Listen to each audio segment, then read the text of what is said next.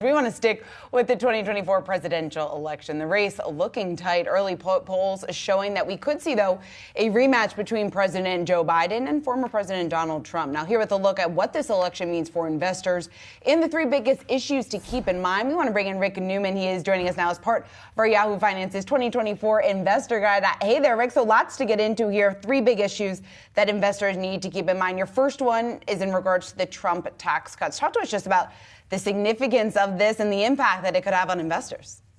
So there are two components to the Trump tax cuts from 2017. Corporate tax cuts, which are permanent, but then individual tax cuts, which are not permanent. They expire at the end of 2025. Now, that's 2 years away. That might seem like a long time from now. But whoever is the next president is going to be the one who is signing whatever law Congress passes to figure out what to do about that. And I think it will be quite a stark difference between whether it's a Republican or a Democrat. Let's say Joe Biden wins re-election. I think that that he has a Democratic Congress. I think there's a good chance that tax cuts for everybody making more than $400,000 are going to go back to where they were before 2017. So the top rate, as one example, got cut from 39.6 to 37%. I think that would go back up. But if a Republican, Donald Trump, or another president, another Republican, then maybe a larger chance that those tax cuts remain in place. I mean, there are a lot of different ways it could go.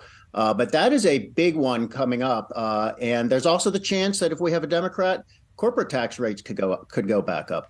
Rick, one other area that you're looking at is federal debt. You say federal debt is a key issue for investors. Why is that?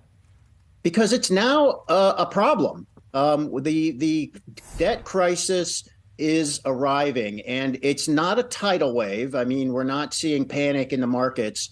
It's more like water is leaking through the foundation. But we saw this over the summer and the fall with 10-year Treasury rates going up by about a percentage point after the Federal Reserve finished raising interest rates. So that was some other reason. I mean, it's very hard to suss out exactly why interest rates would be going up, but many investors think it's just because there is so much debt coming out of the U.S. federal government, and borrowing costs are going up. That debt is going to, the deficits are going to stay over $1 trillion.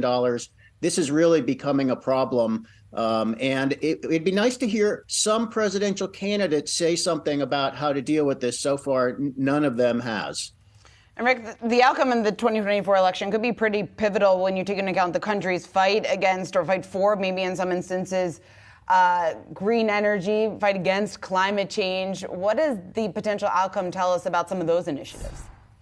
One of the biggest bills President Biden signed into law was the so-called Inflation Reduction Act. Ridiculous name. It had nothing to do with inflation, but it had the most incentives for green energy production in American history. So Republicans don't love that, and they've actually been trying to vilify electric vehicles as some kind of less leftist publicity stunt. I think that's ridiculous. Electric vehicles are real, and they're good, and they have a place in the economy. But if Republicans come to power, they could try to do something to pull back some of those green energy incentives. And that's important because companies are making big investment decisions today on the belief that those incentives will remain, and that we're not going to have a new president or a new administration that comes in and pulls the rug out from under them. And this is not just happening in blue states or blue districts. It's happening all across the country in red states as well as blue. So companies are making big long-term decisions based on those tax incentives being there for a long time. So if we get a Republican who comes in and says, drill, drill, drill, we're going back to fossil fuels, I want to repeal all those incentives, that would be a big problem for companies that are getting into this space.